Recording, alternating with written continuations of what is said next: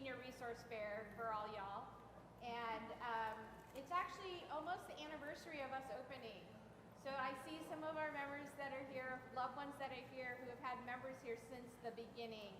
And we just appreciate you guys so much and hope that it's been everything you wanted it to be and maybe hopefully more. Our vision for this place was to make every day that our members are here the happiest day that they could have. And my whole team, Louie, Chelsea, Wisdom, Rosa, we all are here for you guys along your journey, whether your family members coming here or if you just need help and support. We've been really welcomed into the community and getting to know all of the wonderful resources we have here. All the vendors that are here, we have about 30 that provide different services to families for the different needs that you have along this journey. I'm going to go ahead and thank all the vendors real quick, and then I'll get started with the program. So I'll do it in alphabetical order. Align Foot and Ankle, Alzheimer's Association, Anthology, who provided breakfast for us, ATX Wheelchair Transport, Blue Water Home Care, Care Patrol, and Comforts of Home are big co-sponsors with us. LE Mental Health, Fairway Independent Mortgage, Halcyon Home, Health Markets Insurance Agency, Independence Navigator, JOL Hospice, Jujubes, Lisa K Interiors, Meals on Wheels, Mere Care Consultants, Mobility City, Oasis at the Meadows, Orchard Park of Kyle, you can clap, Parenting Aging Parents, Reskin Mobile, Senior Helpers, Silverleaf Elder Care, Small Personal Care Home, Center at Palmer, Ice Town Square, Village Medical, Vitus Healthcare, and Care Partner to Caregivers. So thank you guys all for sponsoring.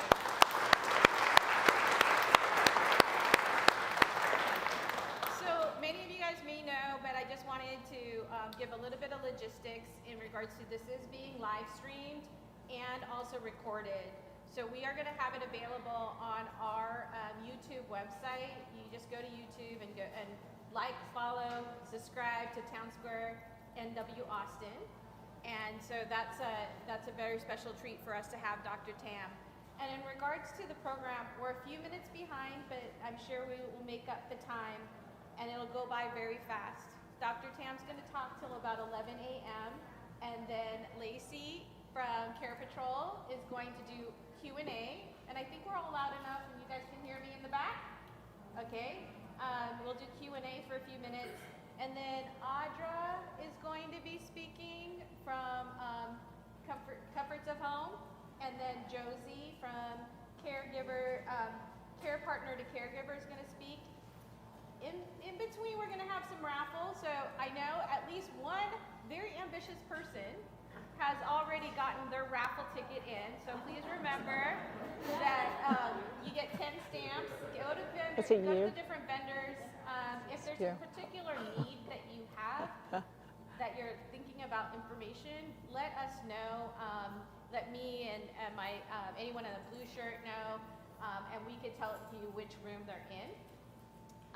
And then you will have a little bit more time at the end after Josie speaks to have the vendor fair. All right. Okay, so Dr. Tam said that I don't need to read her bio, which is very, very long. And she's very prestigious, and I'm sure that a lot of you guys came because of her. But I'm just going to tell a small personal story in regards to, how much Dr. Tam's information has changed my family's life.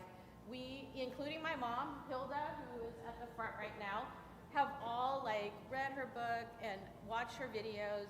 And even though our caregiving journey ended when my dad passed away 2 years ago, all of the information resonates with us. And there's times we cry, there's times we laugh, there's times that we're like, we are so grateful to have this information because we can care for our members even better. And so without further ado, Dr. Tam. Thank you.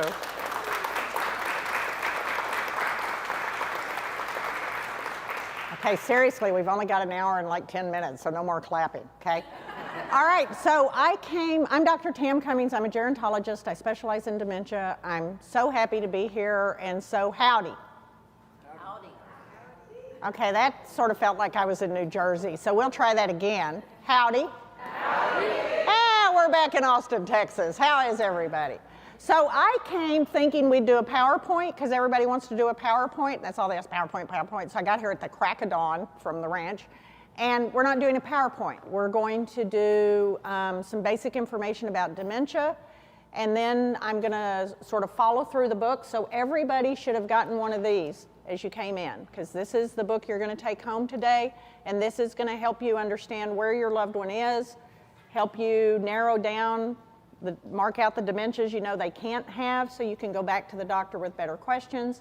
And it's got a lot of the tools that we would use in gerontology with medical professionals in order to help a doctor better understand who you're dealing with at home. So is everybody with me so far? I'm going to ask you 20 or 30 times if you're with me, because if I lose you now, you don't understand the rest of it. So does that make sense? If you can hold your questions till we get finished, I told Emily I will not leave here today till everybody's got their questions answered. Is everybody good with that?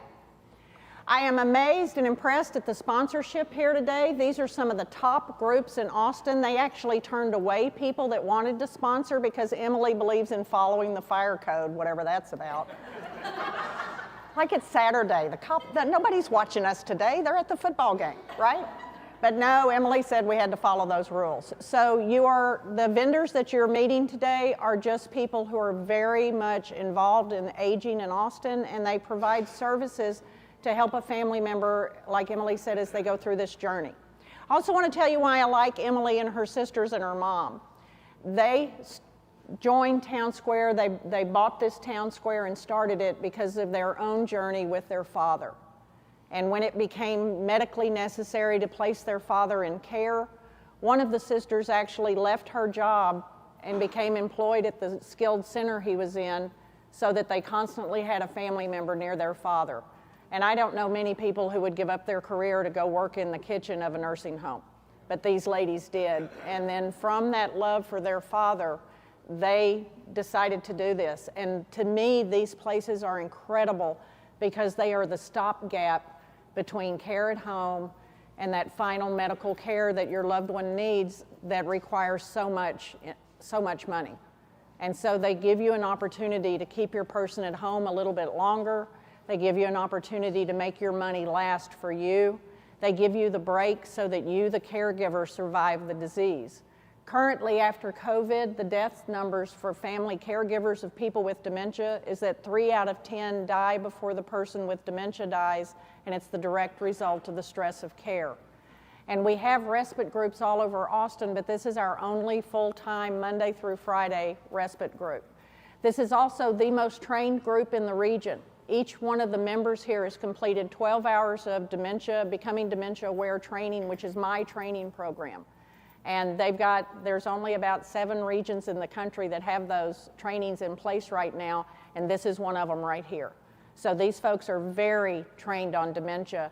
They know an awful lot about what they're doing. They've also got a fabulous nurse. He's from El Paso, Texas, so you'll have to talk slower. He's back there passing out books. He didn't even hear me say that. But Luis is the nurse, and this is a real nurse. This is somebody who loves and cares for others. Your loved one can also get a bath here. I don't know if you know that, but they will take care of bathing, and that's usually one of the biggest issues that we run into is having trouble with your loved one doing their activities of daily living. So we're going to start in chapter 1 of your book, and I'm just going to go through the 5 questions that every family needs to know the answer to. The first question is, do you know which dementia your loved one has? So how many of you can tell me which dementia your loved one has? Yes, ma'am. Alzheimer's disease. Which Alzheimer's? Okay. Alzheimer's. Which Alzheimer's? Not any of these. You're not in the section on dementias yet. Somebody else? Vascular dementia. Which vascular dementia? I don't know. We haven't seen a neurologist. Okay. Which frontal temporal? Okay. FTD, which form? Same thing she just asked. Which form? Anybody else? Which form? Okay, well, you'll know that answer before you leave today, okay? Is everybody with me? Okay, so first question is you've got to identify which dementia your loved one has. Now, there are 128 identified dementias. 70 of them are considered childhood Alzheimer's because they're children that develop these different syndromes. Of the remaining set of dementias, 9 of them are 98% of all the dementias. So the way a medical professional makes a diagnosis is they take the person's sex and age and their clinical features, the behaviors that they're displaying, and then they remove everything it cannot be, and what you're left with is what it must be. So even though you can't make a diagnosis today, you can rule out what you know your loved one doesn't have, which empowers you to go back to the doctor with better questions. Does that make sense to everybody? So let's look at your group of 9. They're on page 7. 7? 3, sorry. They didn't give me bifocals in my contacts, so I'm having trouble with vision from here to here. Okay, I'm going to use my mother as an example to show you how this works. My mother is 83 years old. She never played football a day in her life, so I can draw a line through number 9. My family does not have Huntington's disease. Huntington's dementia is passed from one of the parents to the children, and the children either have it or they're a carrier. My mother would have been dead years and years, decades ago, and we would all have it or be carriers. We don't have that dementia. I can mark that one out. The next one is Wernicke-Korsakoff dementia. This is alcohol dementia. My mother's never had a drink in her life. I can mark that one out. The next one is Parkinson's disease dementia. Now, about 80% of people who develop Parkinson's disease will develop Parkinson's disease dementia. The later in life you are when you develop Parkinson's, the more rapidly it becomes Parkinson's disease dementia. Is everybody with me? But what happened to the 20% that didn't develop the dementia? They died before it became dementia. Okay? So my mother doesn't have Parkinson's disease, therefore, she cannot have Parkinson's disease dementia. My mother is much too old for FTDs. FTDs are dementias of people in their 20s, their 30s, their 40s, their 50s, and their early 60s. We have a few people that have lived into their 70s, but we don't have people in their 80s and 90s with FTD. It is such an aggressive set of dementias. Okay? The next, and so my mother doesn't have that, I can mark that one out. The next one is Lewy bodies. Lewy bodies has 4 distinctive hallucination behaviors that come with that disease, and your loved one may have one of these, they may have all of them. They see children. They see bugs, spiders, rats, or snakes. They see bad people coming to get them, and that can even include a member of their own family. They see their caregiver or their spouse having sex with everyone, everywhere. And as you can imagine, because of the embarrassment of that, people frequently don't share that information with their doctor, who needs to hear that because that's an indicator of that type of dementia. And it's because of the embarrassment of it. There's nothing you can tell the doctor hasn't heard before. Does that make sense to everybody? My mother has none of those hallucinations, so I'm going to mark off Lewy body. Now we're down to vascular, Alzheimer's, and a mixed form. My mother has cellulitis. She has obesity. She has hyperlipidemia. She has high cholesterol, high blood pressure. She has AFib. She grew up with a smoker. She lived with a smoker. 3 times a year, whether she needs to or not, she gets pneumonia. Any of that sound vascular to y'all? Yeah. All of it sounds vascular to me. So I would make an X next to vascular dementia. And I know that in the 80s, the odds are 1 in 6 of developing late onset Alzheimer's. And if there's another dementia already present, Alzheimer's is going to join it. So I'm going to assume Alzheimer's is already present in my mother. And I'm going to go back to the doctor to ask questions about number 3, number 2, and a combination of those would be number 1. Does that make sense to everybody? So let's do Daddy. Daddy's so much more interesting.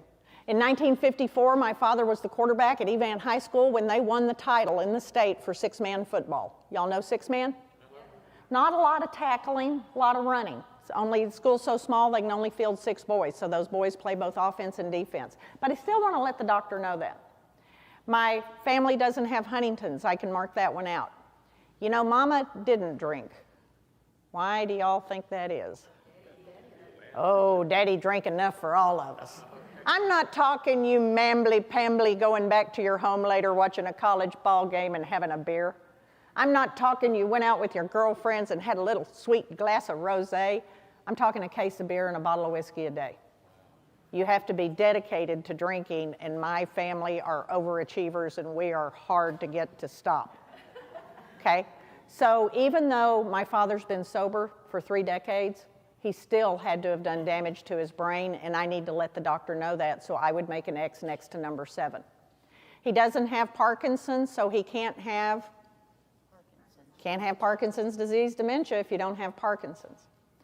My father is much too old for FTD. He's 88. My father doesn't have any of the signs of Lewy bodies. He doesn't see children, bugs, spiders, rats, and snakes, bad people coming to get him. He doesn't see people having sex, so I can rule that one out. But for every cold Lone Star beer in this hand, what was Jim Cummings holding in this hand? Unfiltered Pall Malls, the real cigarettes. You know, every time I see one of those kids vaping that cherry-flavored nicotine, I'm like, here, have a real cigarette. See if that doesn't blow you up. That ought to turn you green. My father's mother smoked. My father's this big around, weighs 135 pounds, and has high cholesterol. When they said, Jim, cigarettes are bad, he went, oh, cigars. When they said, Jim, cigars still bad, he went, oh, chewing tobacco. We're this close to snuff. I know snuff is coming. I've prepared myself mentally. My father's mother smoked, and she owned the local grocery store, and she was the postmaster, so her house was attached to the grocery store. So she'd have a Pall Mall unfiltered burning in the house. She'd have an unfiltered Pall Mall burning in the grocery store. I'm pretty sure my father was smoking by the time he was 6 years old. Any of that sound vascular to y'all? Yeah. And at 88, he is that much closer to the 90s where the odds are 1 in 2. He's already done some damage to his brain just by the way he's lived his life. So I would feel good to ask the doctor about late onset Alzheimer's, and I would make a check there as well. So I would go back to the doctor with my father for number 9, number 7, number 3, number 2, and number 1.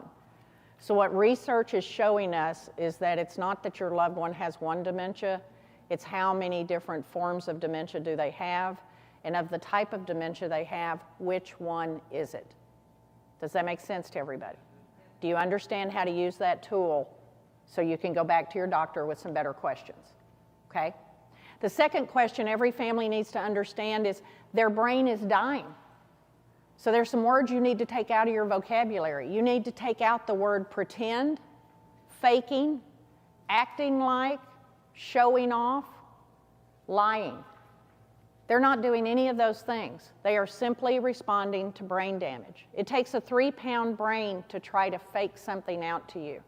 It takes a 3-pound brain to lie to you. Your loved one is simply responding to brain damage, and if I did damage to your brain in the same area their brain is damaged, you would behave the very same way. Does that make sense to everybody? So you need to understand their brain is dying. They go from having a 3-pound brain to, if they live to the stage 7 where they're bedbound, they have about 1.5 pounds of brain tissue upon death. Everything that they are doing is directly related to the damage that's occurring in their brain. None of it is purposeful. If it's Alzheimer's dementia, then the brain is dying because neurons are not able to get their nutrition in because tau protein is folding.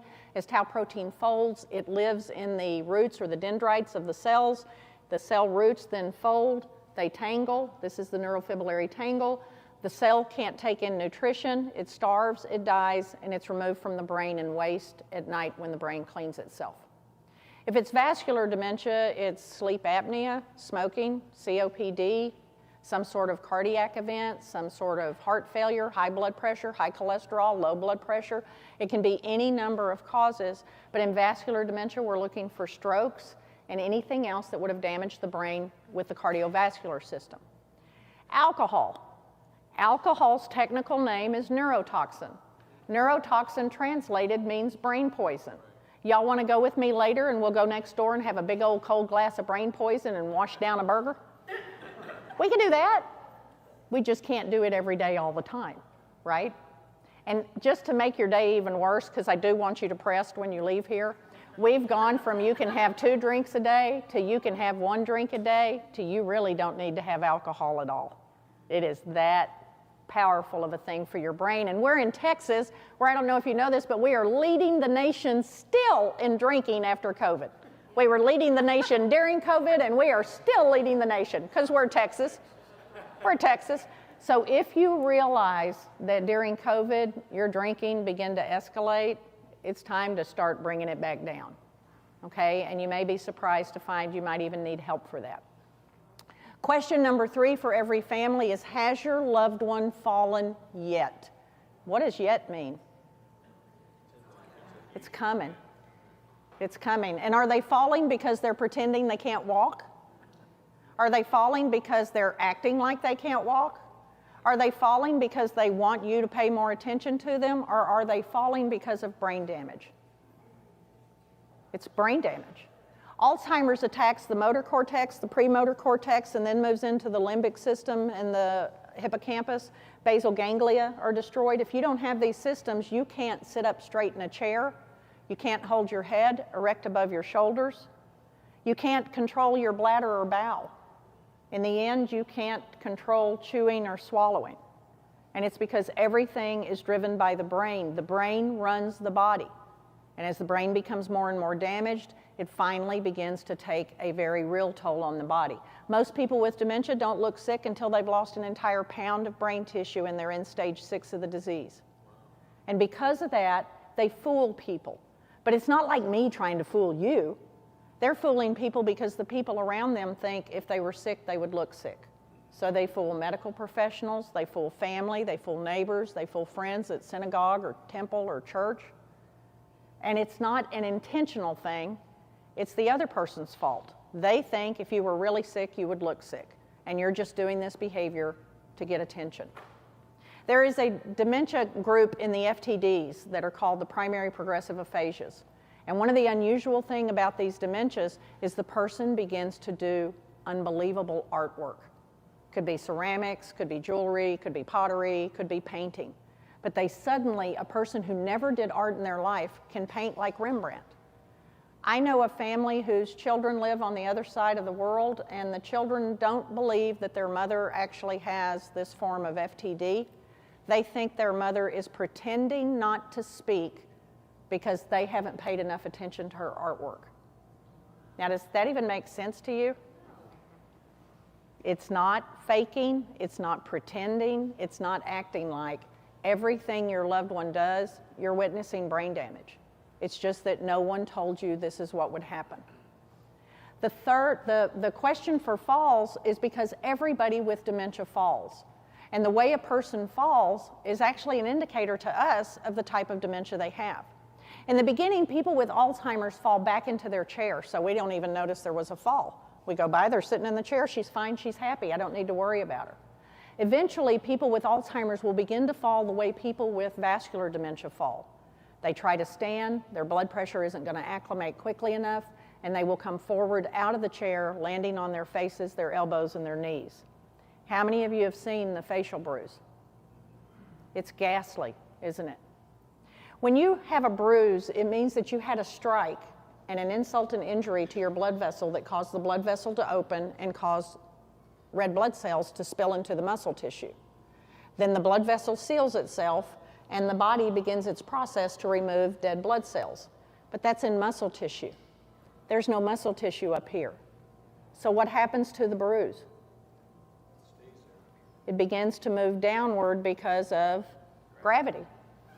And so what color do the eyes become? And then it pulls down here, and now it's beginning to be purple finally, and then it finally disappears once it reaches muscle tissue here. So you're going to see those bruises, and they're anticipated and expected, and they look ghastly, but it's part of the disease of dementia, and it's because if I hit any one of you in the head right here, your bruise would eventually work its way down. That's just how facial bruises work. People who have Lewy bodies and Parkinson's, and understand that Parkinson's has now been pulled under the Lewy body umbrella. And what that means is that if we see Lewy bodies, we're expecting Parkinson's and the addition of Alzheimer's. If we see Parkinson's, we're expecting Lewy bodies to join it and the addition of Alzheimer's. What we have learned is that once you have any dementia and live long enough, Alzheimer's will come and join that dementia, and that's just something yet that's not fully understood. One of the theories is that perhaps all of these dementias are actually a variation of Alzheimer's, and so that's one of the theories that they're working with. People with Lewy body and Parkinson's do something called planking when they fall. They suddenly stiffen like a board, like a plank, and they fall forward, landing on their face, or they fall backwards, hitting the crown of their head. And they may have these falls multiple times a day. People with frontotemporal dementia have very unique falls. Now, there's 3 categories of FTDs. There's behavioral sexual dementias, the communication dementias, and the movement disorders. The movement disorder people are quickly going to be placed into a skilled setting, a nursing home, because only a skilled facility is licensed to have a piece of equipment called the Hoyer lift. And the Hoyer lift allows me to lift and move my friend here all the way over to here. You with me? What were we talking about? I'm just checking to see if y'all were paying attention. There's an essay test at the end. I want to make sure everybody's comfortable with their knowledge so far. So the movement disorder people go into skilled care early, but the behavioral and the PPA people begin to bend. And they begin to bend until they're totally bent like this and they're walking like this. Now your brain weighs 3 pounds. What do you think your head weighs? 20 to 25 pounds. This is the thickest, heaviest bone in the body. And based on how big you are, it weighs more. Once the head moves out of balance, it pulls the shoulders roll, and now the head and the weight of the shoulders pull the rest of the body forward. These people may have up to 30 head strikes a day with falls. And you can't put a helmet on them because that's just going to make them more out of balance, and they're just going to take the helmet off. It's part of the disease. People with Wernicke-Korsakoff, it depends on how long they abused alcohol, but they are going to fall. People with Huntington's, one of the forms of Huntington's is Huntington's chorea with a CH, not a K. Chorea means jerking. So you have a tremor and you have jerking, and all of their limbs are jerking. The calorie count on the other dementias is about 2,500 calories a day. Do you think you get anywhere close to that with your loved one? The calorie count for Huntington's chorea is 7,000 calories a day. Do you think we can possibly get that kind of food in somebody? Especially somebody who's moving like that? What's my next dementia? What am I on, Jim? Huntington's. Okay, so we did Huntington's. And then CTE. 4 variations of CTE have been identified thus far. One of them is a movement disorder. We know these men fall. We just don't know anything more specific than that. There's just not enough research yet. But the point is, everybody with dementia falls, and it has nothing to do with they're refusing to do PT, they're refusing to use a walker. They're not refusing anything. They don't understand what a walker is supposed to be or what it's supposed to do. The other thing is you've got to remember that falls are occurring because they can't see things the way you and I do. They cannot see something sitting right in front of them. They can't see what you're trying to get them to look at, even if you're holding it. And that's part of the disease. That's happening because of damage here in the occipital lobe, the lobe that translates vision for you. So people with dementia fall, and some of our biggest fallers are the Lewy body Parkinson's group, the FTD group, the Huntington's chorea group, the CTE group. And then the others fall because of the brain damage that's occurring as the disease progresses. So does that make sense to everybody? Thank you, Emily, for shaking your head yes. That's all I needed was Emily to say yes, and I move forward. Your 4th question is, has your loved one had a urinary tract infection yet? And what does yet mean? They're coming. Now, people think they're having a UTI because they've got on a wet diaper. But you can't get a UTI from a wet diaper. They're getting urinary tract infections because of brain damage in their parietal lobe, which is not able to raise the body's temperature to fight infection, and it's not able to send out white blood cells or T cells to go fight infection.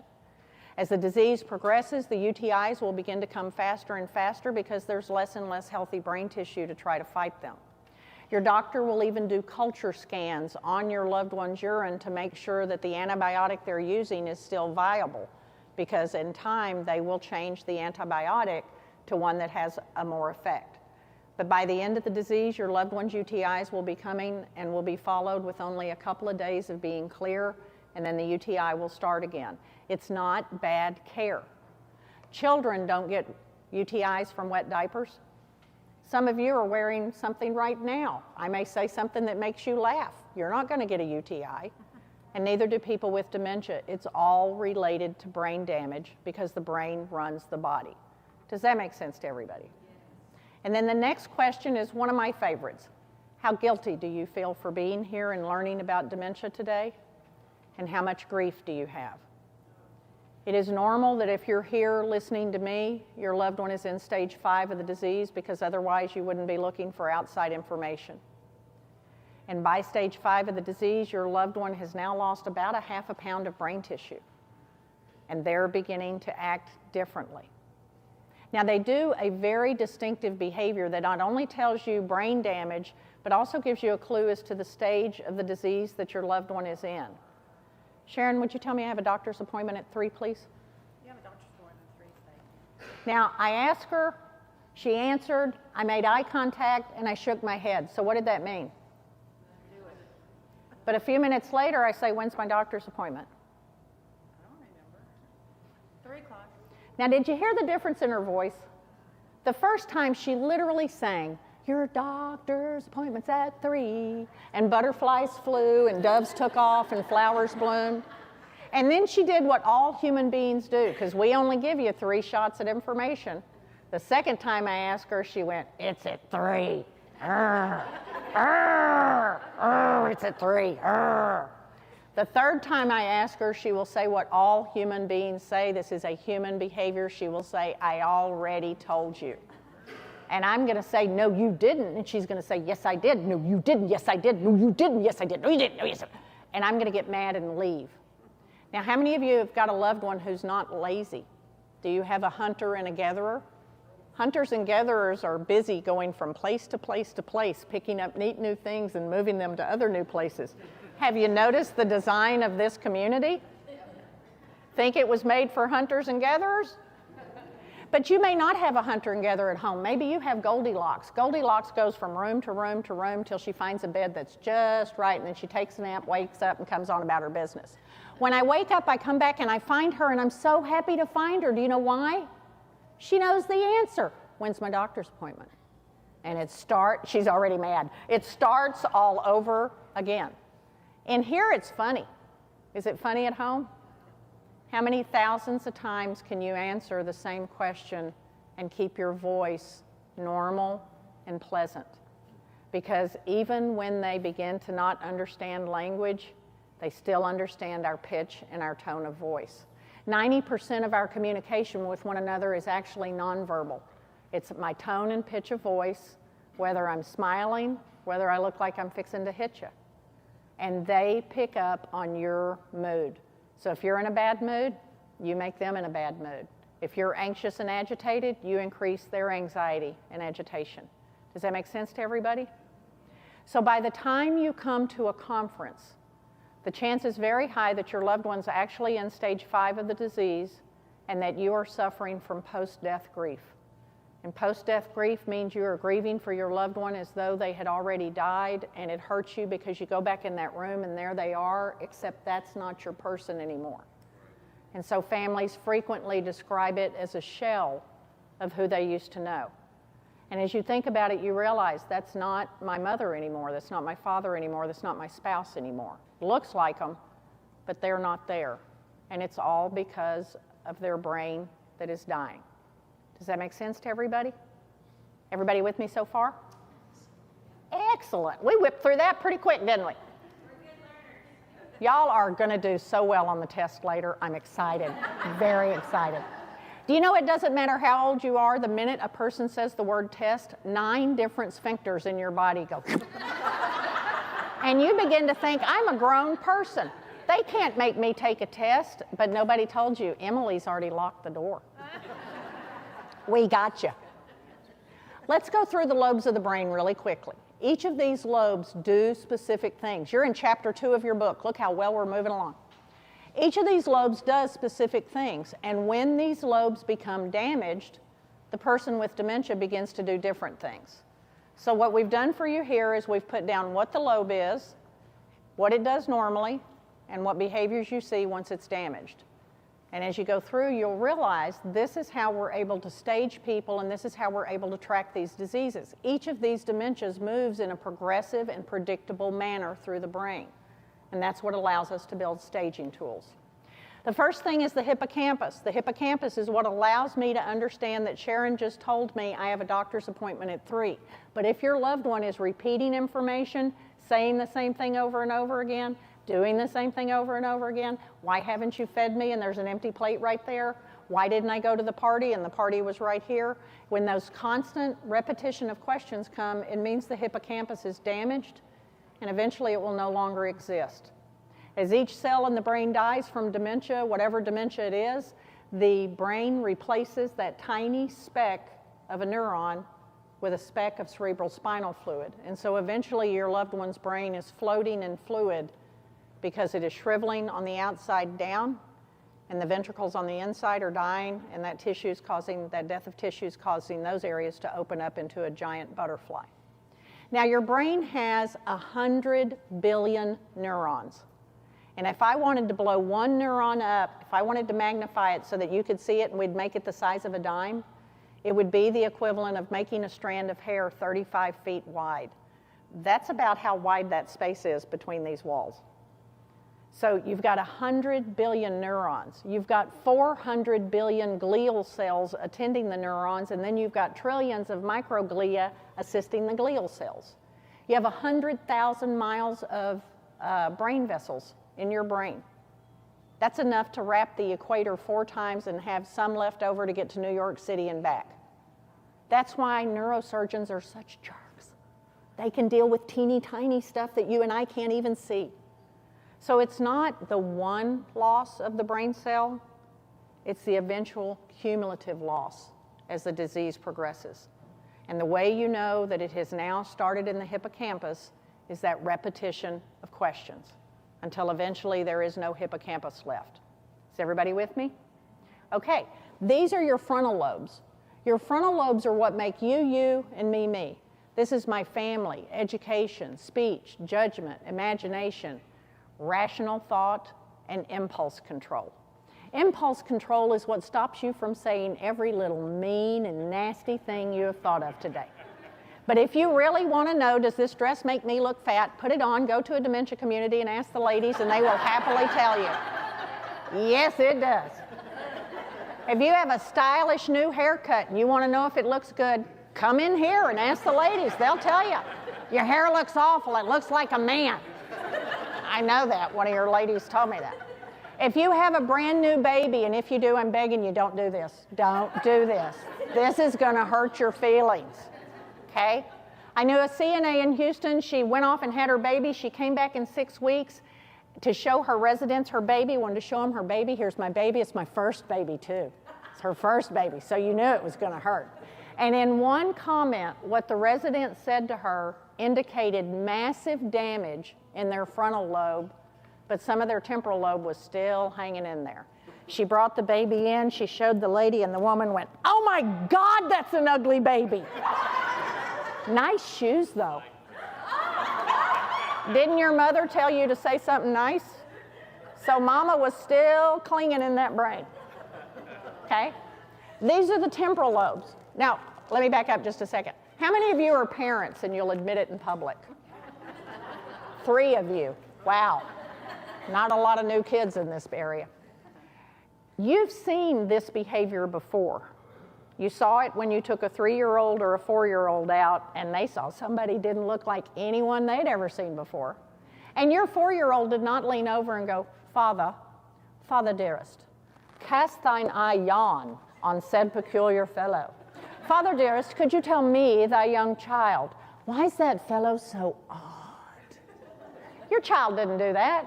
Your child said, Mama, how come that guy's so... You couldn't get your hand across their face fast enough. You couldn't get across the dining table, across the shopping cart, or down the aisle. They thought it and they said it. Your 4-year-old did that because their brain is growing. Your loved one is doing it because their brain is dying. We don't correct them. We don't shame them. We don't put our hands over their mouth. We understand it's part of the disease process.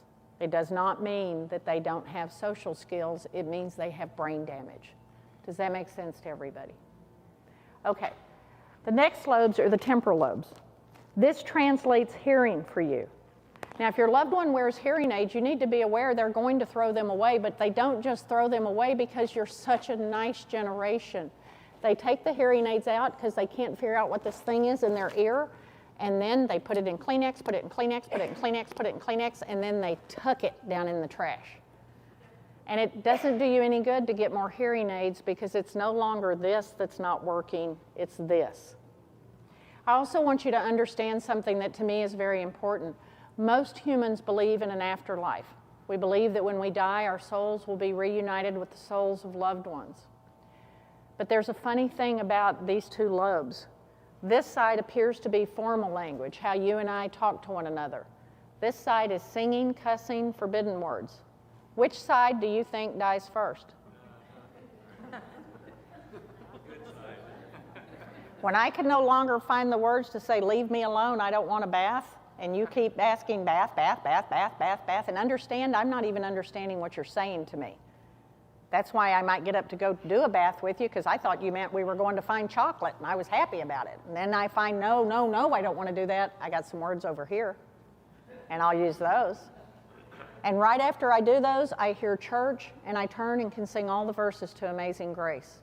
And families think if they can sing and cuss, they actually know what they're doing, and that's not true at all.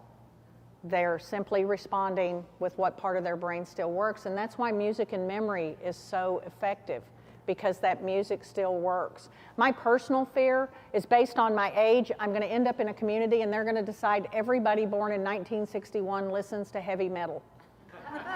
And that'll be the remainder of my life, sitting in a wheelchair doing this. And I don't think that's going to feel good, right? So you have to look at a couple of things when you're doing music with your loved one. You have to first of all figure out where are they actually in time. Is it 1970 to them, in which case they don't know this music you're trying to play.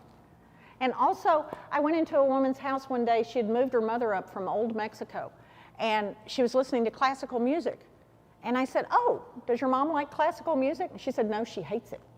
And I said, well, why are you playing it? She said, well, the doctor said classical music's good for the brain. Not if you hate it. I don't like Ozzy Osbourne, but I like bread, right? But look at y'all, 3 of y'all went, yeah, we know that band. The rest of you went, never heard of them. Don't know them at all. Okay, so it is normal in any form of dementia for the person to lose formal language first. And so what I have had families tell me is, this is my favorite, my mother doesn't know any curse words. Ladies, do you all know the curse words, or do we need to have a special meeting out in the alley? Does everybody here know the curse words? The next thing I hear is my father was an elder, a deacon, a pastor, a minister. He doesn't know curse words because he was born with a collar around his neck is all I can think of. But fellas, do you know the curse words? All of the fellas got quiet and don't know the curse words. We'll have a meeting with you out back too. But the difference is we were taught not to use curse words. Well, ladies had one exception. If you drop something heavy on your foot, you're allowed to say one word out loud 3 times really loud. That's all you get. And fellas, we just assume when fellas are together, y'all are standing and scratching and spitting and probably cussing. We don't know what y'all are doing in y'all's little groups. We can never see in there, but we know y'all are doing something. But when your mother or father begin to curse, it does not mean God's forsaken them. It doesn't mean they're going to hell. It simply means you are watching the progression of brain disease. And that's all it means. Does that make sense to everybody? This is the occipital lobe. The occipital lobe allows you and I to see things. Glasses don't have anything to do with you being able to see. Glasses simply make a muscle in your eye constrict so that the image that goes to the occipital lobe is in focus. In stage 6, your loved one's going to throw their glasses away too. They're also going to throw their dentures away. And understand, once the dentures have been out of the mouth 2 days, the dentures no longer fit. Okay? Is everybody with me? Okay. The occipital lobe translates for you visually what you're seeing, but in dementia, because of damage there, vision goes from three-dimensional to one-dimensional. And how they see the world around them changes. So first, put your hands here. And remember, I'm looking at you. I can see you. If you don't do this, I'll come visit you in the audience. Where did your neighbor just go?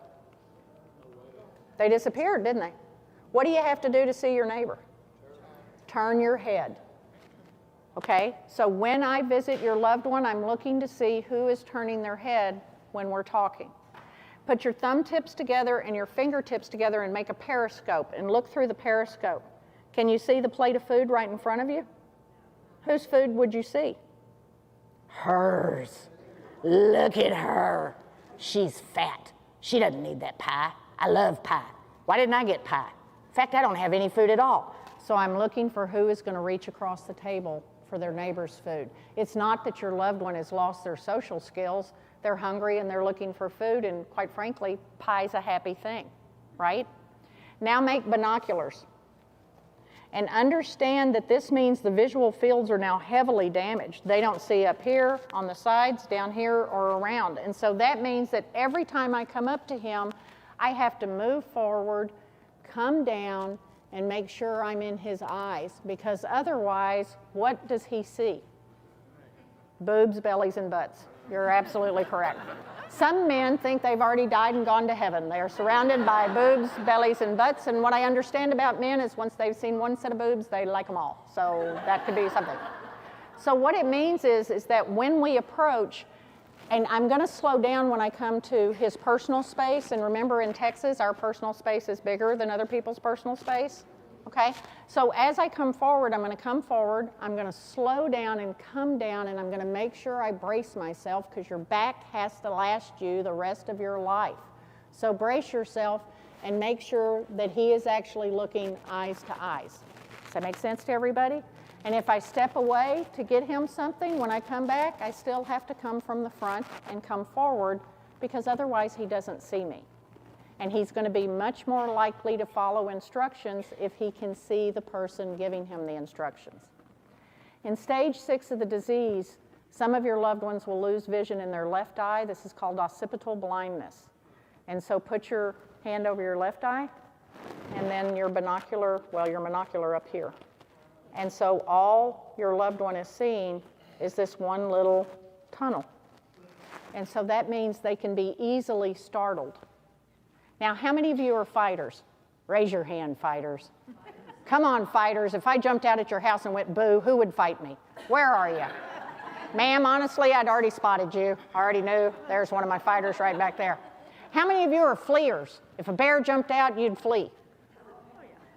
Hey, all of us are alive today because somebody with our DNA was a fleer. Otherwise, you're not around. How many of you are freezers? The bear jumped out and you froze on the spot. Ma'am, you can't be a fighter and a freezer. You got to pick one team. It's got to be one team or the other, okay? So how many of you are fawners? You tried to make friends with the bear. That didn't work well for that guy in that documentary, did it? That didn't work out for him at all. So when the bear jumped out, God bless you fighters, the bear ate you. Us fleers took off. You freezers froze and he slashed you. He's going to come back later and eat you. You fawners, he's going to make you a pet and then he's going to eat you. But don't worry, us fleers are back in town having a margarita in your memory. But every one of us is alive today because of somebody with our DNA who was a fleer. Does fight, freeze, flee, or fawn change with dementia? No. Personality doesn't change with dementia. It just becomes more enhanced. So if he's a fighter, and I come rushing up to him, and he doesn't see me until I'm right here, and he swings at me, who gets in trouble, me or him? He gets in trouble because he's obviously combative. But who caused the combative behavior? I did. And so that's what you have to remember, is every single time, we're probably the causation. The breakdown is 50% of the behaviors in a person with dementia are untreated chronic pain. How many of you hurt right now? And the rest of you are a bunch of fibbers. Total bunch of fibbers in here. Every decade of life gives you another level of pain. But were you in your generation taught to complain about pain? Ladies, did it do any good to say I have cramps to your mother? No, they didn't have Motrin. There was nothing they could give you but whiskey. Eat. Sometimes I might have, no, never mind. Gentlemen, when you fell down, did somebody come run to pick you up, or did they tell you to get up and shake it off your little boy? When you got a stinger in football, which we now know is a concussion, did they tell you, come sit the game out and we're going to do a concussion protocol on you, or did they say, shake that off and get back in there? And then you're Texans, and out of all the states, we're the most independent group. So men, little boys, get no favoritism, attention, or comfort when they've hurt themselves. So men were taught to put their pain down because nobody was going to do anything anyway. And if you're a real man, you don't have pain. And the reality is you do. Women were taught not to complain about pain because nobody cared, nobody listened. And how many of you ladies had natural childbirth? Every sister I had said, and then I asked for the epidural, and that's when they said, it's too late. I told my baby sister once, I said, you know, I shattered my ankle, and I said, boy, my ankle really hurts. And she said, hurt? When you push a baby out your belly button, we can talk about hurt. And I said, they come out of the belly button? That's not what they taught us in anatomy. Where are we? Okay, so temporal lobes, when you hear cussing, it's the disease. Changes in vision, it's the disease. It's not them pretending they can't see where something is. They literally can't see it. This is your parietal lobe. The parietal lobe is pain, touch, taste, and temperature. People with dementia may or may not feel pain, but their behaviors tell us they have pain. 50% of the behaviors in a person with dementia are untreated chronic pain. And you, the family, know them best. You know about that car wreck in high school. You know about the knee replacement. And by the way, if there's a knee replacement, welcome to arthritis. A lady told me once, she said, you know, I like Tom-ritis and Harry-ritis, but their brother arthritis makes me so angry. How many of you know bursitis and tendinitis? Every decade of life gives us another level of pain. And the decade of life you think you're in may not be the real decade. When my mother turned 70, I went over to her house for her birthday party. And as I came through the back door, and then I came into her living room and I saw her, I said, Mother, I'm a gerontologist, right? Mother, welcome to your 8th decade of life. And the look on her face said, I'd just done something really bad. And I said, no, Mother, you don't understand. If you're in your 70s, you're actually in your 8th decade. If you're in your 80s, you're actually in your 9th decade. If you're in your 90s, you're actually in your 10th decade. I could tell I'd done something wrong. I left as soon as the birthday cake candles were blown out. That was the safest route for me. 2 years later, I turned 50, and I come over to my mother's for my birthday party. And I get up that morning, and I swear nothing hurt. And I have osteoarthritis. Nothing hurt. I thought, man, I got this aging thing down. Went and checked myself in the mirror. Everything was still there. All looked good. Nothing had fallen in the night. I got to my mother's house. I walked through the back door. She saw me driving up her lane because she lives on a big ranch. She met me at the back door, and as I opened the back door, she goes, how's that 6th decade of life treating you? I said, you mean old woman. You've been waiting 2 years to do that. And she said, every day. I have been counting it down every day. And I noticed at 1:30 in the afternoon, my jawline dropped. And I was like, crap, now I'm old. But good news, we had a meeting last week, and now 80 is considered old, and 60 is considered the new 40. When I was growing up, 60 was old and 80 was dead. So we've got a whole new thing going on. Didn't that make you feel better? Except for that decade of life. Can you believe she waited 2 years to do that to me? Mean old woman. That's why I get to pick out her nursing home. No, I'm kidding. I'm kidding. Okay. The parietal lobe is pain, taste, touch, and temperature. And because we can't trust a person with dementia to properly tell us where they're in pain, to accurately tell us where they're hurting, you've got a scale in the back of your book called PAINAD. It's all capital letters, P-A-I-N-A-D. Those of you who are parents are going to look at it and go, wow, I was doing this with my kid. I didn't know there was a chart for it. Even a 1 is pain. And people's biggest fear of dying is not dying. Their biggest fear is dying with pain. And we can make sure that doesn't happen.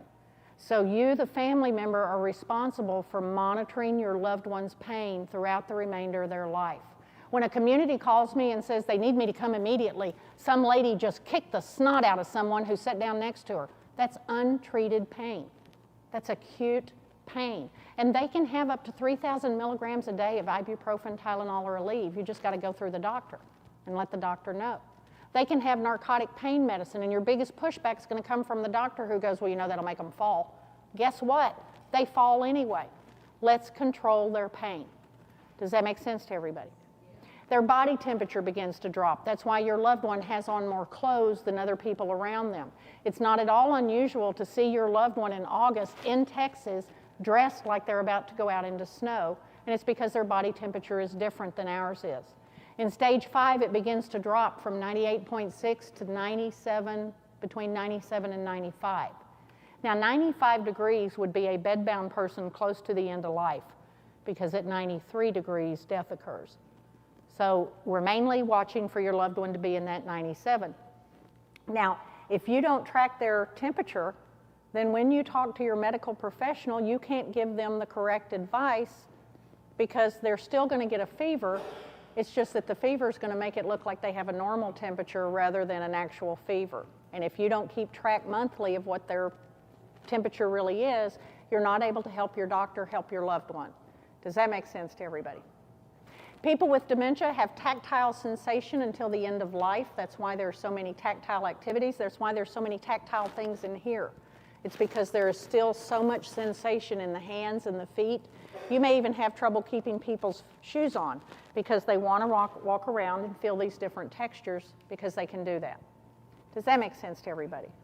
And then what food do people with dementia want?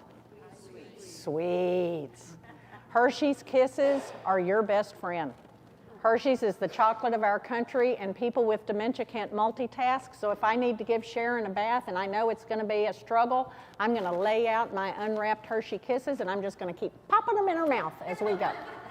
I'm also going to distract her. I'm going to sing while we're bathing. Twinkle, twinkle, little star, happy birthday song. I'm going to sing things over and over because I need to distract her as we're doing ADLs that are more complex.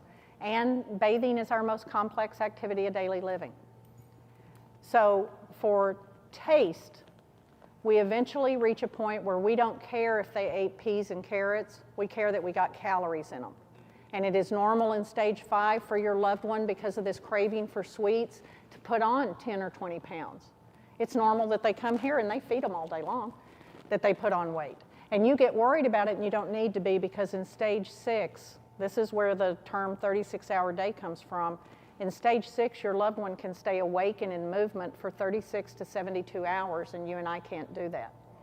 In tracking them in communities, we found that some of the people with dementia walk between 8 and 25 miles a day in this constant wandering state. And at that point, we're handing them finger foods to try to get them to eat something. So the weight is going to come off. You don't need to worry about that. And you need to prepare yourself. In stage 6, the weight loss will begin, and your loved one will lose 1/3 to 1/2 of their body weight as the result of dementia. So if they gain a few pounds eating Hershey Kisses and pie in stage 5, good for them. If they like ice cream sundaes, make it the best, most high-calorie ice cream sundae you can make it. Does that make sense to everybody? Okay. Now, stage 5 is called all dressed up and ready to go. This is your loved one who still doesn't look sick, but because you live with them, it is clear and apparent to you there is something horribly wrong. Stage 5 people are called all dressed up and ready to go because they still don't look sick. But a stage 6 person finally does, and they begin to be stooped, and they begin to shuffle, and they begin to lose their language skills very rapidly. And you notice a sudden tremor has started. What does the tremor make you think has happened? It's Parkinson's, but it's not actually Parkinson's. It's a Parkinsonian feature, and it means the disease has reached the medulla oblongata. When your loved one begins to have trouble chewing and swallowing food, it means the disease is in the medulla oblongata and the brainstem. Everything they're doing is the direct result of the damage that's occurring in their brain. Does that make sense to everybody? Okay, excellent. Now, Oh, we're moving along really, really well. Let's do memory real quick, just so we can talk about what it is. Memory is chapter 3. That's your ability to retrieve, recall, or store information. Memory is divided into sensory memory. That's something you learned early. Mama said that's hot, don't touch it. You didn't know what hot was, you touched it. We never had to explain hot to you again. Okay? You have short-term memory. Short-term memory is what you'll use when you get on the highway leaving here.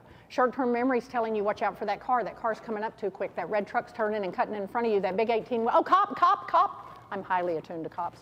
And then when you get home, how many of you have gotten home, gotten in the house and thought, did I stop at that last stop sign? That's your short-term memory. You stopped. It did its procedural memory, which is long-term memory, that you knew how to drive, you knew to stop the car, you knew to count to 3, you knew to continue. But then it didn't need it, and it threw out that particular memory. Does that make sense to everybody? Okay.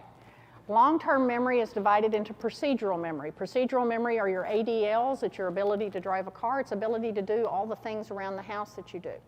It's divided into declarative memory. Declarative memory is your job, your education. It's what you've learned in your lifetime. Declarative memory is divided into semantic events. Those are events that involve numbers and facts. And episodic events, and those are memories that have a lot of emotion. So a memory that could have a lot of emotion could be a funeral, could be Christmas, could be the birth of a baby, could be any event where you have a lot of emotion in that memory. In Maslow and Erikson's scales of development, we went from infancy to adulthood. In the Alzheimer retrogenesis scale, we go from adulthood back to infancy. If you think about it, you family caregivers, when you lay down at night, you may think, I swear, I'm living with a 75-year-old 4-year-old, because that's where your loved one has declined to. That's how much brain damage they have. On your staging tool in the back, for each stage, we tell you the guesstimation of how long that particular stage lasts. And once you get to stage 5, stage 6, and stage 7, it tells you how much brain tissue is now gone and what their mental equivalency is. Our rule of thumb is stage 5 is when we really begin to think and plan about medical care, but not everyone has millions of dollars. And that's why this place offers you such a wonderful break. It gives you the break you need for you to survive the disease. It gives your hunters and gatherers stuff to do all day long. It gives you a place to go where you've got a nurse. It gives you a place where they'll do bathing. And it gives you a place to give you a break so that you can be the survivor of the disease. And what Emily said, which I think is so important, it's not we're making happy memories, because they can't make memories. It's that they're trying to give them the best day they can have. And that is critical for you, the caregivers, to be able to have that to rely on. So if we think about every memory you have as being a file, and the brain being the file cabinet, the files are being removed in the reverse order they were put in. And if there are stroke activity, the stroke is going in and killing sets of files at a time. So it wouldn't matter if my mother had played piano all her life. If the stroke killed that area of the brain, you can set her at a piano all day long. She doesn't understand what she's supposed to do because it no longer exists in her brain. Imagine that I came into your home office and I took out half of your mortgage payments, 4 or 5 of your electric payments, some of your cable bills, some of your phone bills, some of your car payments. I took all of your insurance payments. And then I stood and screamed at you to go find them, because you had them and they were in there and you know what it is. And that's me not recognizing that it's gone. It's gone entirely. But then it's not. And how did that happen? And it's because the files are so complex. Let's think about the word banana. Banana is one of the first foods you ever got to eat. Bananas were great. They much better than the beets and squash they'd been feeding us in those little jars. Then they actually gave us a banana, and what did you do with it? You squoze it out of your fingers, and then you dropped it. But that's brain development. You realized if you did this, stuff dropped, and that was good. Then you found out bananas came in a peel. Then you found out monkeys like bananas. When I was growing up, there was a TV show called The Monkeys. They acted bananas, so now banana's in your crazy file. You can bake a banana, fry a banana, you can pour rum on it, set it on fire, put it on ice cream, and call it Bananas Foster's. You can make banana bread, banana cake, banana pie. Bananas are a color. If you saw a cartoon and there was a banana peel, it meant somebody was going to fall. There's a band called the Banana Splits, a food called the Banana Splits, a cartoon called the Banana Splits. It's not one banana thing.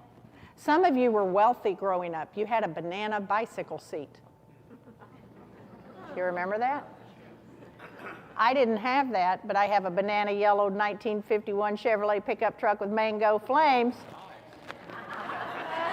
Jim has seen it. Jim's been to my house. He's seen my truck. I'm the envy of all around me in that truck. Everybody waves at you in that truck, and the cops won't stop you even if you're going 100 miles an hour. I did that once. Yeah. What were we talking about? Memory. What were we talking about? What are they saying? Banana. Bananas.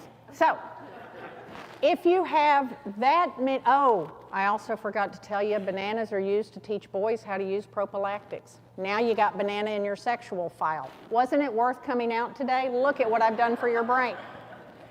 Now, if you have banana in that many different files, how many files have the word mama? How many of you are a mama? How many of you had a mama?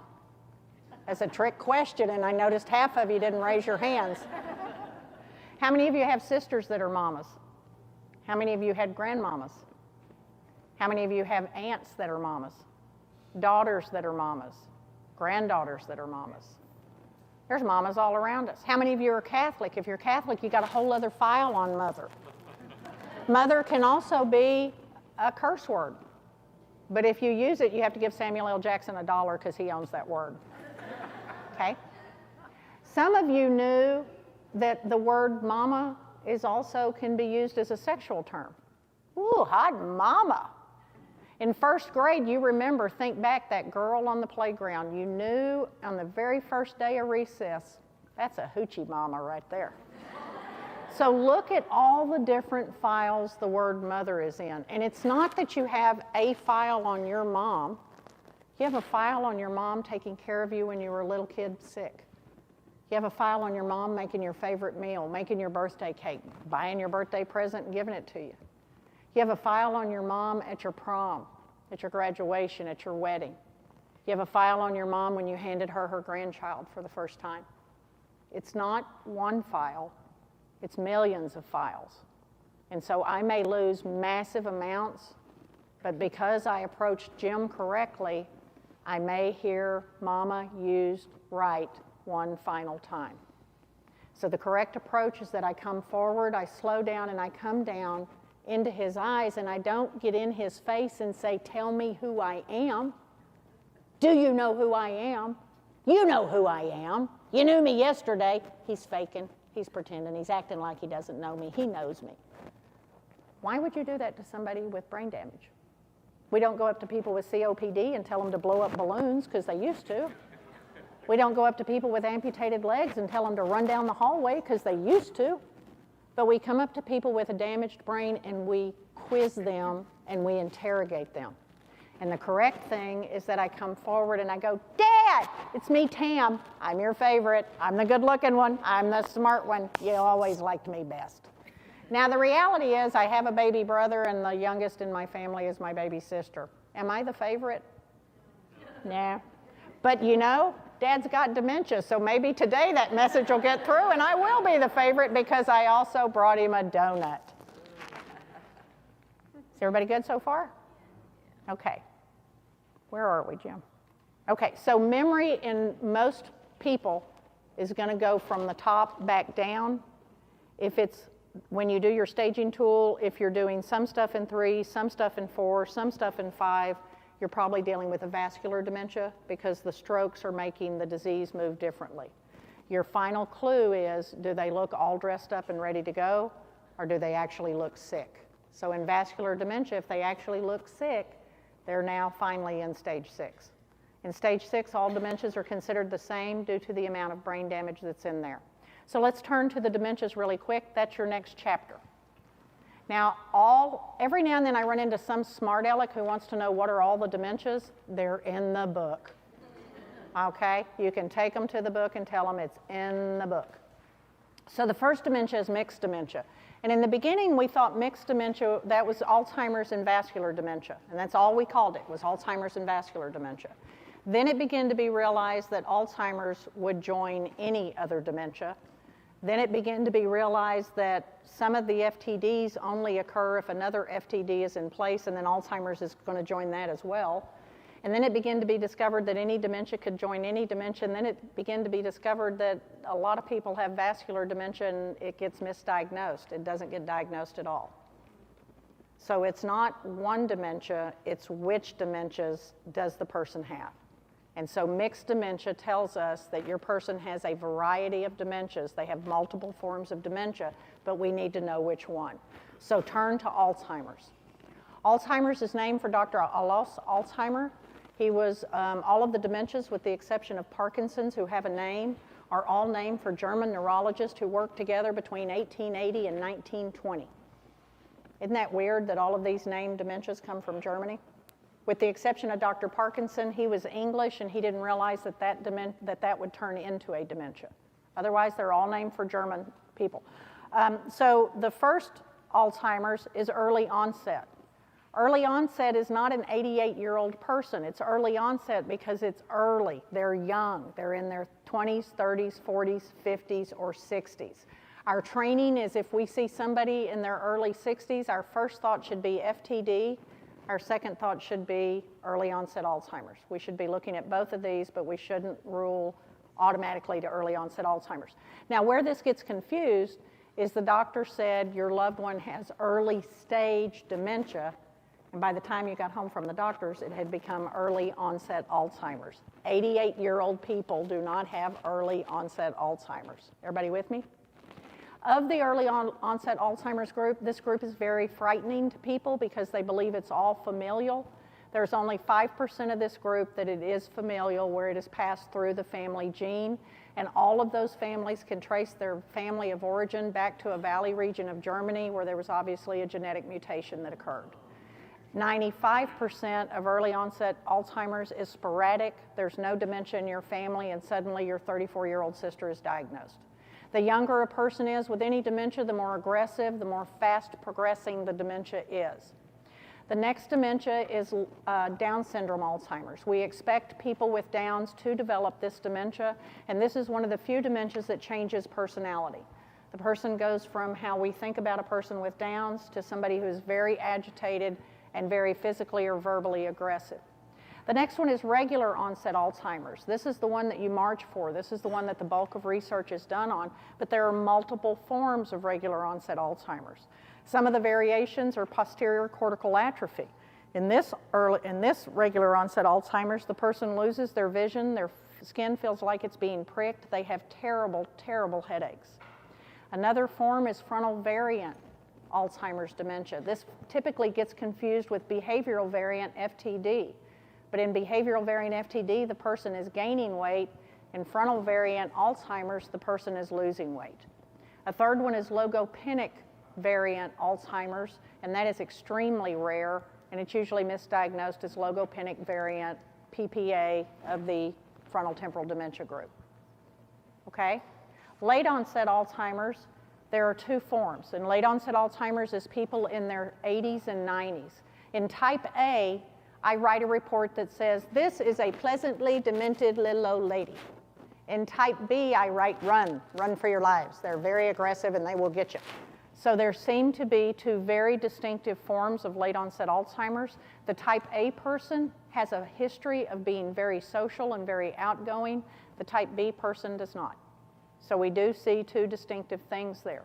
So as you go through the book and you learn your dementias, if you're seeing multiple behaviors in your loved one that match these dementias, then that gives you information to go back to your physician with. The other thing is Texas created a model to make a dementia diagnosis called the Texas Best Practices Model. They printed the books out. The books are only 24 pages long. They tell a rural doctor or any doctor how to do the testing, what tests should be done to make a dementia diagnosis, and then it tells the physician what medications they should be looking at for this person. Texas printed them. They're lovely, they fit in your hand, they've got a little spiral on them, they're just fabulous. And then Texas said, you know, we can't tell doctors what to do, so they're in a warehouse over here in Austin.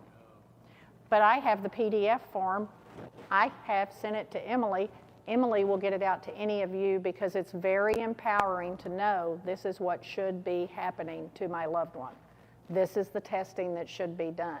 And in the back of your book are several of the tests that you, the family member, are allowed to give your loved one in preparation for the doctor. And that includes the SLUMS test, that includes the geriatric depression scale, the anxiety scale, as well as staging them. Now, this version of the book doesn't have the Cornell scale for depression and dementia, but it's on my website. Or you can Google Cornell scale for depression and dementia. That allows you to simply observe your loved one and take that information back to the doctor, because people with dementia have depression and they're most likely not to be treated for it. And the type of depression they have is an atypical form, which makes them angry, annoyed, agitated, and aggressive. But anxiety also makes you angry, annoyed, agitated, and aggressive, so the Hamilton Anxiety Scale is in there for you. But pain also makes you angry, annoyed, agitated, and aggressive, so the pain ad is in your scale for you, okay? Your next dementia are the vascular dementias, and vascular dementias mean that something cardiovascular has happened to your loved one. The most common thing you're going to hear is multi-infarct vascular dementia. It means multiple stroke vascular dementia, and there are dozens of forms of vascular dementia. Some of them are in your book.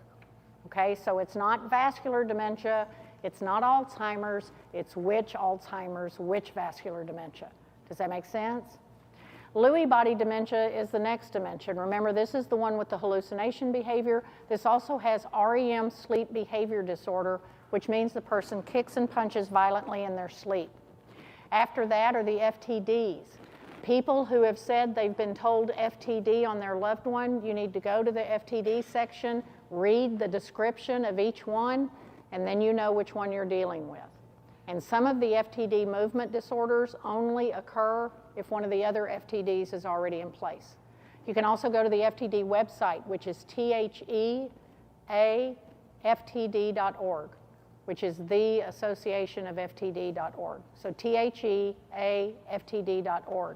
When you go to that website, you can read the clinical features again, but normally what I find is families very quickly identify what they're dealing with because you're the person living with them. Your staging tool for FTD is in the back of the book. The staging tool for the other dementias, CTE is graded on 4 stages, the way cancer is. That's in the back of your book.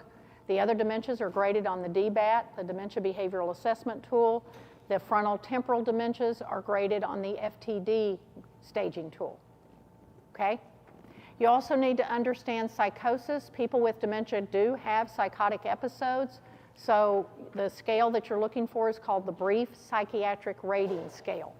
That is in the tools section of my book, of my website, but it's not in this book yet. We've obviously had a printing error. I added some things and they're not in here. Okay, your next dementia is Parkinson's disease dementia. It's going to look an awful lot like Lewy body, and here's your rule of thumb. If movement disorder started and in a year was followed by cognitive, that's Parkinson's disease dementia. If cognition started and was followed by movement disorder, that's Lewy body.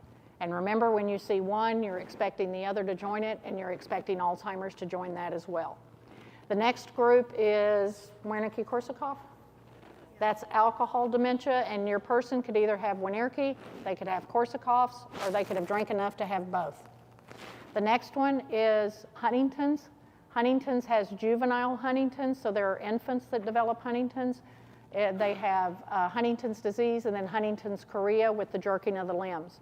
The final one is CTE. This is football dementia, and there are 4 domains for this as well: communication, movement. I always miss this one. Well, there's 4 of them. Trust me. There's 4 of them, and they're in your book. I don't remember them right now. Communication, movement, behavior, and cognitive. Okay?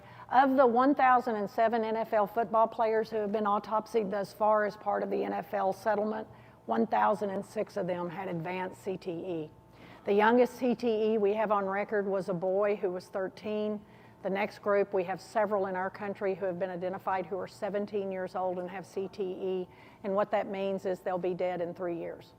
This is a very aggressive disease, okay? The last part of your books are your tools, and any other tools that I talked about today that aren't in the book are on my website, and you're free to download them. You're free to go to Google and find them. They're in our public domain. I want to give you my phone number. I'm not going to answer the phone, but you'll feel good just because you called. It will. It'll make you feel better. So, no, I really do answer my phone. Now, I travel every week, so if I don't answer the phone right away, you need to call me again. I'm not ignoring you. I'm simply traveling. If you don't call me again, it may be 3 or 4 weeks before I begin to clear messages. I'm not going to be angry with you, and I'm not stupid. I'll figure out somebody's trying to reach me, and I'll call you. If you send me an email, I'm just going to send you an email back saying, call me. Okay? So my phone number is 254-216-3668. 254-216-3668. You are not bothering me when you call me. I have a very unique skill set and a very unique education, and I love what I do. If you begin to bother me, I'll send you a bill. Okay? That'll work. All right, do y'all have questions? All right. We'll start with you.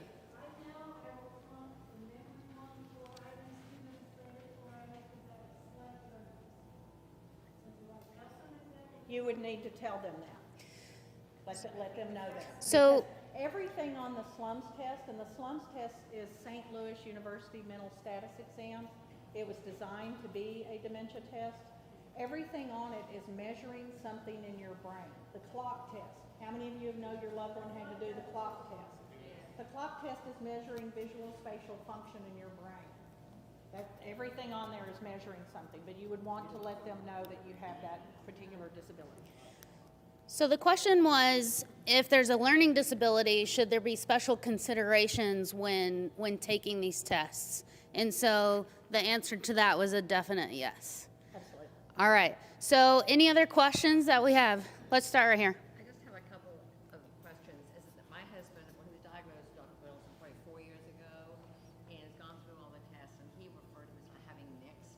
But I'm wondering, when you go back to the neurologist, what is he really doing except for try and chronicle things that are going on so that I can present them to him? What neurologist are you seeing? Yes, because when you go and you say, and they No, who's your neurologist? Dr. Bertelson. Oh, Dr. Bertelson is one of the top neurologists in the country. But, he talks to him and so forth, and I let him know ahead of time what's going on and how he's gradually declining.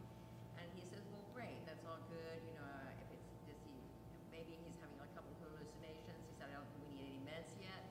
And then you leave, and I'll see you in 4 months. I'm not quite sure what his role is down the road, because His role down the road is to continue the dementia medication if you're on it. But Like the if you had not seen Dr. Bertelson, the most common response from a neurologist is one of 2 things. Your loved one has dementia, come back in 6 months. Your loved one has dementia, you don't need to ever see me again. So Austin is fortunate enough that we have Dr. Bertelson's practice and Dr. Winston's practice. The neurologist's job is to make the diagnosis, and most neurologists do not specialize in dementia. They don't study it. They don't know anything about it. Dr. Winston's practice does the behavioral drugs, and they work together both in research, and their offices are next to each other. just have one other quick question, is that he's going now to maybe 5 times out of 7 days. The morning is when I help him with a shower, and he says, why am I in here? Or different things, trying to put on his clothes, or it looks confused, or where did you put something, or I've lost something. So I get all that. That's a gradually stage work 5 through that, person. But I'm wondering why it happens in the morning. How many of you have a loved one who wakes up in the morning alert, and then during the day seems to go down? How many of you have a loved one that wakes up flat but seems to warm up during the day? So in people with dementia, it seems to be one of 2 ways that they wake up in the morning. They either wake up and they're bright and alert, like they got a good night's sleep, like you and I got a good night's sleep, we're ready to go, and then sort of run out of energy like the bunny during the day. Others wake up slow and build up, and they're more effective in the afternoon getting certain things done. So you're just watching a progression of the disease. Yes, ma'am. Great question. Similar to those of us who need a lot of coffee to get going. Maybe. But remember, your loved one can't have coffee. Yeah. Coffee has caffeine in it. They can't have any caffeine. Caffeine is not only a natural diuretic, but caffeine on a damaged brain is not a happy thing. So all you're doing is agitating them, and you're making them at an even higher risk to develop UTI. That was, all right, do we have another question? We'll go with you right here.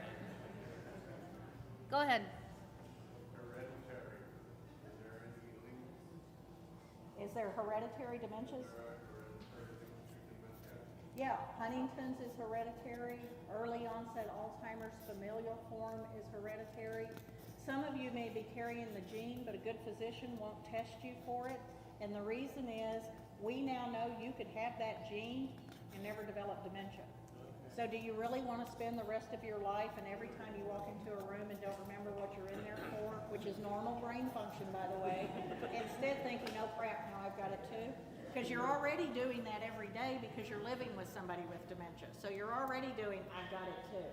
So very quickly, when you go in a room and don't remember what you went in there for, that is not dementia. That's normal brain function. You're just tired and stretched. When you have a whole bunch of grandkids and to call those grandkids names, you have to name the first one and go all the way through the list before you get to the right one. That's normal brain function. That movie that you saw last night with your favorite actor in it, you can see his head right here, you can feel his mouth and his name in your mouth, and you can't come up with it. At 3 in the morning, you yell Brad Pitt.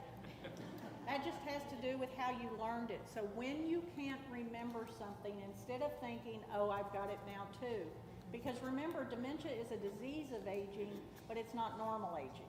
Most of us are never going to have dementia or cognition issues of any kind. But when you live with someone, when you care for someone, it is normal that when you get a brain glitch, when you don't remember my name, what is my name, by the way?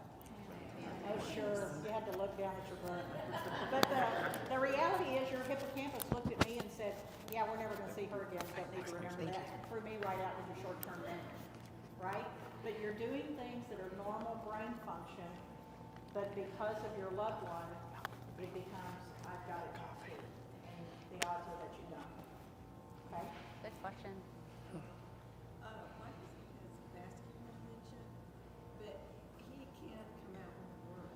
I mean, he can say yes or no, that's it. If your loved one has a dementia of any kind and can no longer use words or language, in this case vascular dementia, that would tell you that there's been stroke damage in the frontal lobes where speech is and in the temporal lobes where language is. And so you could have a person, because of those two stroke areas, appear to have a primary progressive aphasia form of FTD, when in actuality, it's because of where his strokes occur. Great question. Now, having learned about so many different kinds of dementia, what is the medication? This is also specific to every dementia. How successful? Where are you from? Oh, Germany. Can y'all tell that? Can y'all hear her accent? It's lovely. Ask the question again. Okay.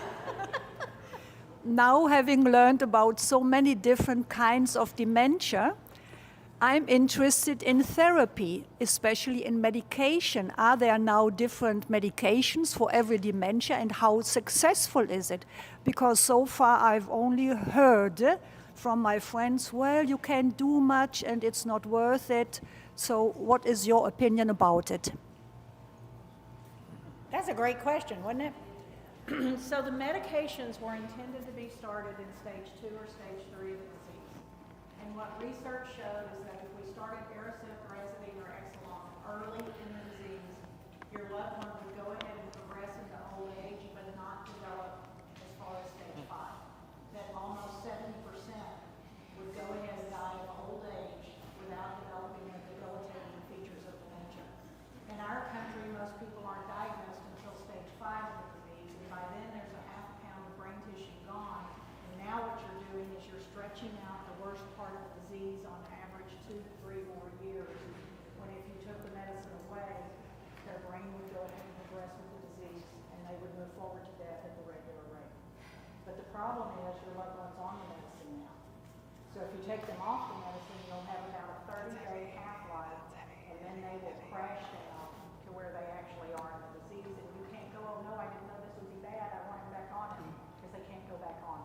So if they're on the medication, they're kept on the medications until late stage 6, when there is so much brain damage to the fiber. All right, we have time for one more question, and we'll hit you right here.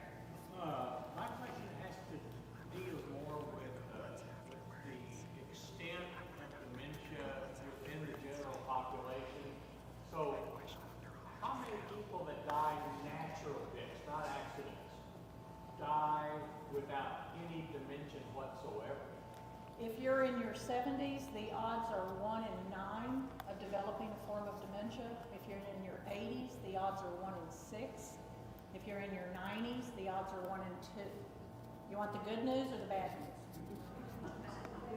The bad news. I respect that. That's our German friend. She said, give me the bad news. I can handle it. I'm from Germany. I don't outdrink anybody in here. She's tough. The bad news is you're not going to live to be 90. You want the good news? You're probably not going to live to be 90. Everybody wants to live to be 100, but have you ever thought who's going to be here with me? I can tell you, nobody. We know people that have outlived everybody in their family. So, as I say that, one more thing you might be interested in. The Million Veteran Longitudinal Study was released in May, and it lists 8 things to do starting in your 50s, 60s, or 70s, and if you will start doing those things, you've got a really good shot at 94. The first one was you need to exercise at least an hour a day, not 15 minutes.